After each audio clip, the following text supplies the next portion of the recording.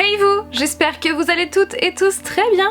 Aujourd'hui je suis ravie de vous retrouver pour un update lecture spécial roman. Oui, il était temps, j'ai envie de dire, puisque comme vous le savez ou peut-être pas, j'ai eu pas mal de lectures, de panne de lecture cette dernière année et du coup ça m'a beaucoup attristée parce que vous le savez j'adore lire et je pense que c'était lié à ma grossesse puisque depuis que j'ai accouché clairement j'ai trop envie de lire, d'où le fait que j'ai quand même 7 livres à vous présenter, oui rien que ça.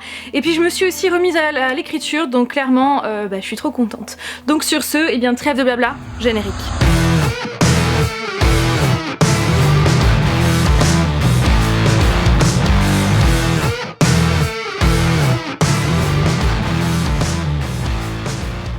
Parmi ces 7 livres, j'ai quand même eu 2 coups de cœur et vous savez quoi? Je vais terminer par ces coups de cœur, oui. Un petit peu de suspense, patience. Alors le premier, il s'agit de Strawberry Moon, la fille de la lune par Laia Lopez, que j'ai reçu de la part de la maison d'édition Hachette Roman, que je remercie. Et clairement déjà on est d'accord, la couverture est juste canon avec ses couleurs, avec ce rose pastel, tout ça, et vraiment les dessins sont trop beaux. C'est un roman graphique qui va parler de Diana qui mène une vie solitaire puisque c'est une sirène, une fille de la lagune. Et un jour, le conseil de la lagune va lui autoriser à gagner la terre ferme, ce qu'elle souhaitait vraiment absolument, à une seule condition: ne jamais révéler sa vraie identité. Diana va alors découvrir une nouvelle vie au sein de l'université, elle va rencontrer les étudiants et surtout Aiden.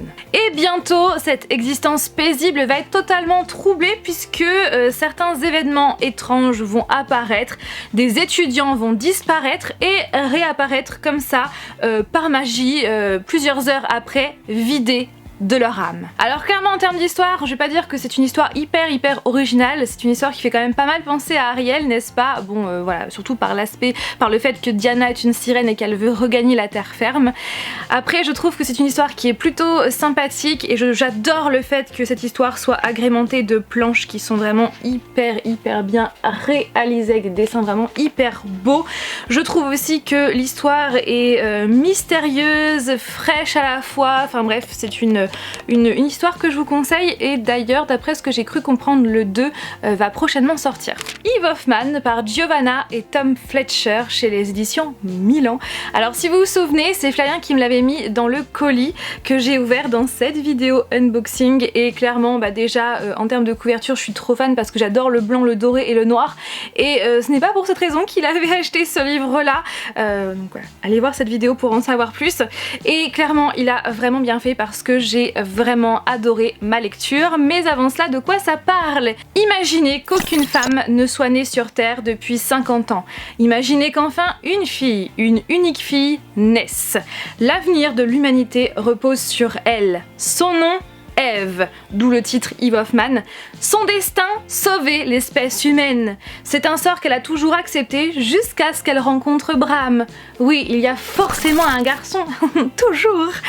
Alors clairement, j'ai adoré ma lecture. Déjà, je trouve que l'univers est très original et c'est clairement, ça change des dystopies que j'ai pu lire jusqu'à présent. Dans ce roman, il y a le point de vue de Eve et le point de vue de Bram et clairement, j'adore ce genre de roman où on a 2 points de vue différents. Ça nous permet de suivre la même histoire mais sous 2 angles différents et de voir ce que fait un personnage pendant qu'il n'est pas avec un autre personnage. Du coup, je trouve ça vraiment cool et donc bien évidemment, vous l'avez compris, hein, c'est à la première personne du singulier donc clairement, moi je kiffe. J'ai vraiment beaucoup aimé les personnages de Eve et de Bram. J'ai une petite préférence pour Bram qui est plus réfléchi, qui m'a l'air plus posé. Alors que Eve, c'est vrai qu'au départ elle paraît très courageuse et puis en plus de ça elle a pas une vie simple puisqu'elle est vraiment à la base enfermée dans une tour parce que c'est quand même la seule fille donc il la protège un maximum. Donc c'est vrai qu'elle son histoire de base n'est pas simple mais plus on avance dans l'histoire plus elle a l'air capricieuse et du coup c'est vrai que je préfère Bram mais cela dit Eve et Bram c'est vraiment des personnages que j'ai beaucoup aimés, je les ai trouvés très attachants. Après en termes de romance, parce que oui vous l'avez compris il y a une romance, rien de nouveau sous le soleil j'ai envie de dire, mais ça marche. Il y a quelques personnages secondaires bien évidemment et c'est vrai que pour certains notamment l'ami de Bram, Hartman si je dis pas de bêtises, clairement j'aimerais que voilà en savoir plus sur lui donc peut-être que ce personnage sera un petit peu plus étoffé dans le tome 2, j'en doute, mais c'est vrai que c'est un petit peu dommage que certains personnages secondaires soient trop trop relégué au second plan. En même temps, vous allez me dire, c'est le but d'un personnage secondaire. Ouais, je sais, mais quand même, on n'en sait pas trop sur lui et j'aurais aimé en savoir plus. Ce livre nous montre aussi que les femmes sont importantes, que les hommes sont importants aussi pour bien faire tourner le monde en fait tout simplement. D'ailleurs on le voit au départ puisqu'il n'y a pas eu de naissance féminine depuis 50 ans et clairement c'est un peu le bordel hein, sur la Terre. Et clairement ouais, on se pose pas mal de questions autour de ce sujet et c'est vraiment très intéressant. Voilà pour mon avis concernant Eve Hoffman. Donc clairement Flavien a bien choisi et il me tarde de lire le tome 2 qui devrait sortir quand je n'en sais rien parce que il me semble que c'est une trilogie. J'ai lu il y a quelques temps La ville sans vent par Éléonore de Villepoix et je remercie les éditions Hachette Roman de me l'avoir envoyé. Donc déjà en termes de couverture, je suis trop fan avec ce contraste entre le noir et le blanc et ce doré sélectif. La couverture est clairement canon. Donc à 19 ans, Lastianax, d'ailleurs je l'ai beaucoup écorché en pensée lorsque je lisais ce prénom. Donc à 19 ans, Lastianax termine sa formation de mage et s'attend à devoir gravir un à un les échelons du pouvoir quand le mystérieux meurtre de son mentor le propulse au plus haut niveau d'Hyperborée, donc c'est la ville. Son chemin semé d'embûches politiques va croiser celui d'Arca, une jeune guerrière à peine arrivée en ville et dotée d'un certain talent pour se sortir des situations périlleuses. Ça tombe bien, elle a tendance à les déclencher. Lui recherche l'assassin de son maître, elle le père qu'elle n'a jamais connu. Lui a un avenir, elle a un passé. Pour déjouer les complots qui menacent la ville sans vent, ils vont devoir s'apprivoiser. Et clairement, j'ai encore une fois beaucoup aimé ma lecture, même si j'ai trouvé quelques petits points négatifs.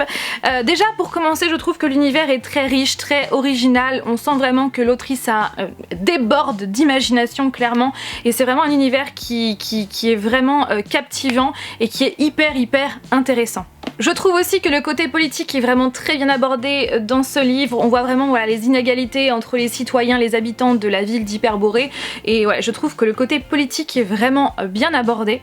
J'ai beaucoup aimé Lastianax et Arca, même si je dois vous avouer en termes de prénom, Lastianax, comme je vous l'ai dit à je ne sais combien de reprises, je l'ai écorché en tête et des fois je le disais pas comme il le fallait j'imagine.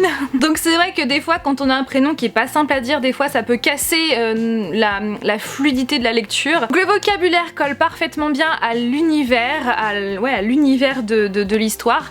Après c'est vrai que ça peut être à double tranchant puisque comme le vocabulaire est plutôt recherché, par moments c'est un peu dense. Alors je dois vous avouer que je n'ai pas, j'ai eu un peu de mal à rentrer dans cette histoire déjà parce que la première scène en fait de ce livre, justement c'est une scène qui est en cours, donc on arrive comme ça en cours de scène, donc c'est vrai que c'est un petit peu déroutant. Et puis aussi l'intrigue met du temps un petit peu à arriver, donc c'est vrai que j'ai mis du temps aussi à rentrer dedans. Après c'est purement subjectif parce que c'est aussi mon ressenti à moi, puisque vous le savez j'adore le point de vue interne et là c'est un point de vue qui donc est externe, même si les chapitres, on va dire que un coup le chapitre est centré sur Arca, un coup sur Lastianax, et bien voilà, ça n'empêche pas le fait que c'est un point de vue externe et du coup comme ça faisait un bail que je n'avais pas lu de point de vue externe, c'est vrai que c'est aussi pour cette raison que j'ai mis un peu de temps à rentrer dans l'histoire, donc c'est purement subjectif. Donc voilà pour mon avis sur La ville sans vent et c'est clair que je lirai la suite avec plaisir.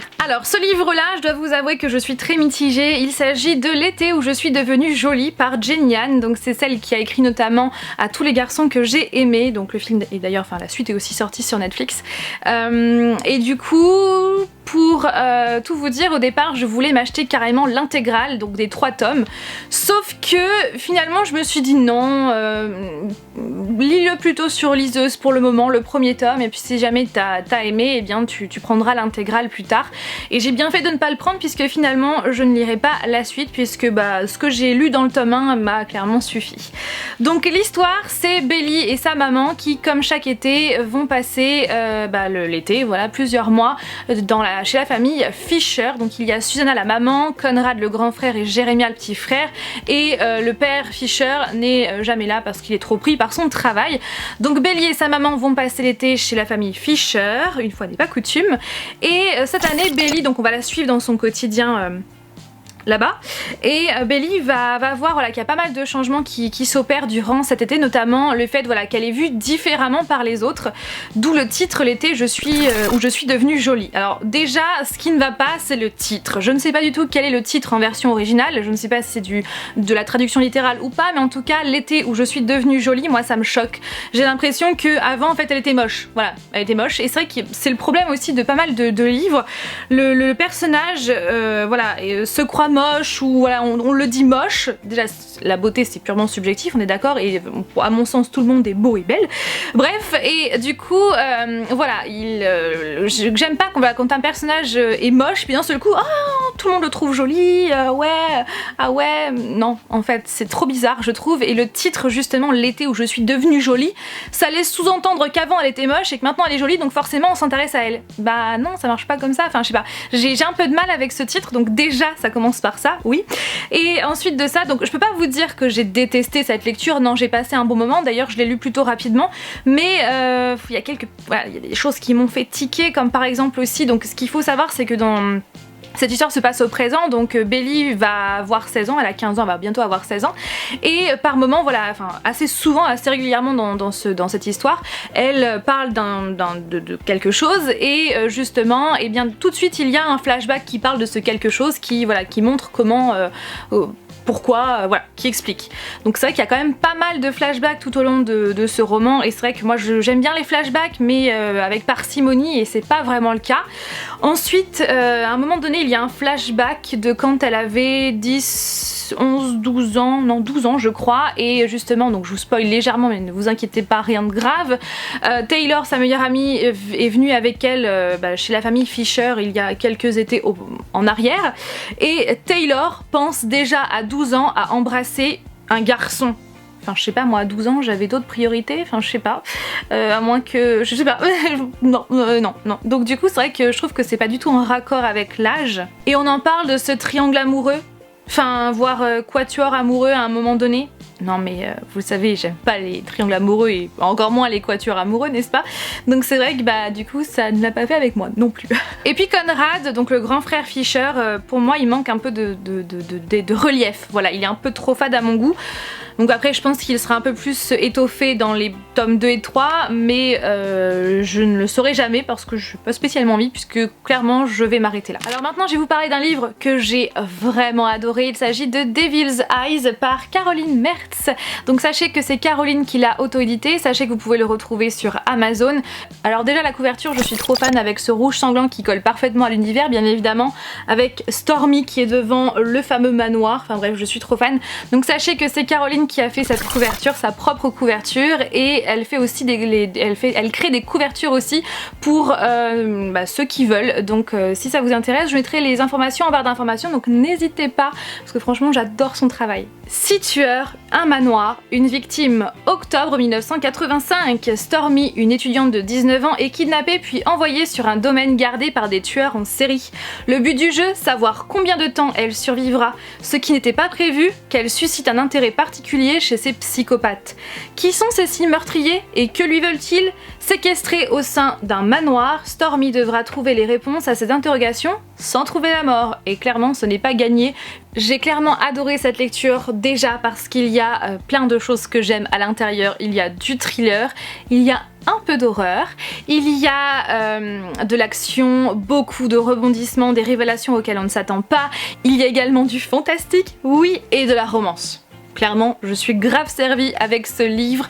L'univers est vraiment bien détaillé, l'histoire est hyper originale. Et comme je vous l'ai dit, il y a pas mal de rebondissements auxquels on ne s'attend pas. Et clairement, bah ouais, on est pas mal surpris. Et j'ai adoré les personnages de Stormy et William. Donc clairement, si vous avez envie, si vous cherchez une lecture pour la période d'Halloween, n'hésitez pas à lire ce livre. Et mes 2 coups de cœur maintenant. Tout d'abord l'Antilune de miel par Christina Lauren chez les éditions Hugo Roman. Alors déjà la couverture, je suis trop fan.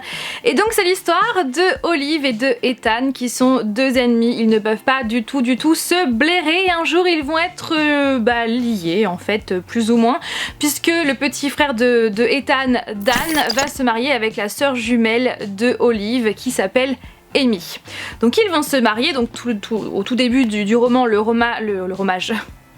fromage, le mariage a lieu et donc bien sûr après la cérémonie, place au dîner. Et donc lors du dîner c'est un buffet. Ethan refuse catégoriquement de toucher au buffet parce qu'il ne trouve ça pas du tout hygiénique et Olive ne va pas manger du buffet parce qu'elle est allergique aux fruits de mer.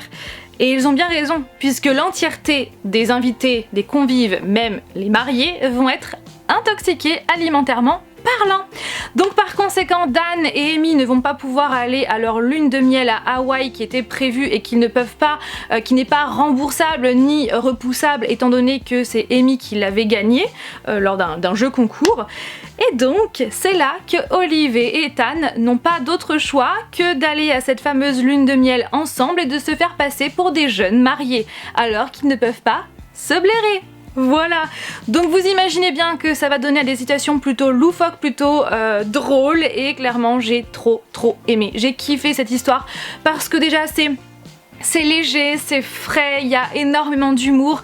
J'ai adoré les dialogues et les joutes verbales qu'il y a entre les deux personnages, les réparties qu'ils ont et la fin est trop belle, la façon de comment c'est fait. Enfin bref, je suis fan de cette histoire du début jusqu'à la fin. Mention spéciale à la famille d'Olive qui est juste géniale et justement Olive et Ethan sont deux personnages que j'adore, qui sont hyper attachants, qui sont adorables et ouais, j'ai adoré le fait qu'ils se détestent et même si ça reste une romance somme toute classique, voilà, enemies to lovers, mais je trouve que c'est quand même original et clairement je vous conseille vivement cette histoire et franchement je ne suis encore une fois, je ne suis pas déçue de Christina Lauren, donc c'est Christina Hobbs et Lauren Billing, donc elles écrivent à 4 mains. J'ai déjà lu Autobiographie qui avait été un gros coup de cœur que je vous conseille à 1 milliard de %. J'ai adoré Roomies. Je me souviens les avoir découvertes avec Beautiful Bastard et clairement ça n'a rien à voir avec Beautiful Bastard. Clairement, autant ça j'adore, gros coup de cœur, autant Beautiful Bastard... non, c'est pas du tout mon truc et on voit vraiment qu'il y a de l'évolution en termes d'écriture, en termes d'histoire et ouais, franchement je vous conseille cette histoire. Autre coup de cœur et je suis sûre que vous vous en doutez puisque je ne vous en ai pas encore parlé et vous saviez que j'étais en train de le lire il y a quelques temps et clairement je l'ai attendu 12 ans et je suis contente de l'avoir attendu parce que ça valait le coup d'attendre. Il s'agit de Midnight Sun par Stephanie Meyer. Et je remercie encore une fois les éditions Hachette Roman de me l'avoir envoyé. Ah là là, c'est un bijou et clairement si je devais choisir qu'un seul livre parmi l'entièreté de la saga Twilight, ce serait Midnight Sun sans hésiter. J'ai adoré suivre Fascination sous le point de vue de Edward. Parce que oui, il n'y a que le tome Fascination. À l'intérieur de ce livre, il n'y a que le premier tome qui a été réécrit sous le point de vue d'Edward. Il n'y a pas les 4 tomes, il n'y a pas la saga entière dans ce livre-là, malgré le fait que ce soit une brique. Non, il n'y a que le premier tome. Et d'ailleurs, je suis trop contente que ce soit une brique parce que du coup, j'ai pu faire durer le plaisir. Bon, clairement, j'aurais pu le lire beaucoup plus rapidement, mais je voulais vraiment prendre mon temps pour ne pas trop regretter. Mais voilà, maintenant je l'ai terminé, c'est trop triste, j'ai terminé. Mais bon, ça valait le coup d'attendre et j'ai bien fait aussi d'avoir pris mon temps pour le lire, d'avoir savouré. Et donc oui, c'est le point de vue, donc c'est Fascination sous le point de vue d'Edward et franchement j'ai adoré sa façon de penser et au moins je sais maintenant ce que Edward faisait quand il n'était pas avec Bella. J'ai eu plein de réponses à mes questions, des questions que j'avais depuis 12 ans. Donc franchement énorme de chez énorme coup de cœur et j'aime trop, vraiment c'est l'écriture, la plume de Stephanie Meyer et ouais, comment Edward voilà, pense, vraiment j'aime trop. Alors d'après ce que j'ai pu lire, Stephanie Meyer ne compte pas écrire la suite, donc Tentation, Hésitation et Révélation sous le point de vue d'Edward. C'est trop dommage parce que vous le savez, hein, pour ceux et celles qui l'ont lu, dans Tentation, hein, on ne sait pas ce que fait Edward, donc c'est vrai que j'aurais trop aimé savoir ce qu'il faisait pendant ce temps-là. Mais quoi qu'il en soit, non, elle ne compte pas apparemment, c'est trop dommage, réécrire la suite sous le point de vue d'Edward, mais elle compte écrire, je crois, 3 autres livres, plus ou moins sur le même thème, avec de la mythologie, tout ça. Mais peut-être qu'un jour elle va changer d'avis. Bon, j'espère qu'elle n'attendra pas 12 ans pour écrire la suite, mais... faut garder espoir, mais en tout cas vraiment énorme coup de cœur. Et donc on m'a demandé dans quel ordre lire les livres. Et bien je vous conseille vraiment de lire la saga Twilight, donc Fascination, Tentation, Hésitation et Révélation, et après lire Midnight Sun. Ne lisez pas avant, sinon vous allez être totalement spoilé et aussi ne pas comprendre et ça serait dommage. Et avant de clôturer la vidéo, je voulais vous parler du projet que j'avais mis en place, vous savez, de faire des vidéos participatives dans lequel eh bien, vous participez sur un thème que j'aurais donné.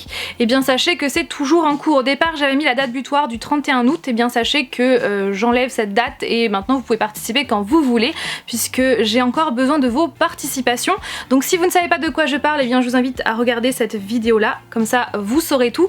Et bon, brièvement, je compte faire des vidéos participatives sur des thèmes précis. J'ai donc pour le moment deux thèmes. Donc le premier c'est le livre qui vous a fait aimer la lecture et le second thème c'est votre top 3 de vos pop préférés dans votre collection. Donc le but est de m'envoyer une vidéo dans laquelle vous vous filmez en train de parler du livre qui vous a fait aimer la lecture. Donc la vidéo devra durer entre 30 et 45 secondes pour que je puisse passer le plus de personnes possible dans la vidéo. Et donc le second thème, eh bien pareil, c'est la même chose, mais cette fois-ci vous devrez présenter vos 3 pop préférés dans votre collection. Voilà, j'espère que je me suis pas emmêlé les pinceaux, n'est-ce pas? De toute façon, tout sera récapitulé en barre d'informations. Sur ce, j'arrête de parler parce que je pense que la vidéo a duré encore méga longtemps. Hein, parce que voilà, à chaque fois, je parle trop, c'est un fait, je parle trop. Je vous fais donc tout plein de bisous et je vous dis à dimanche prochain pour une nouvelle vidéo. Bye!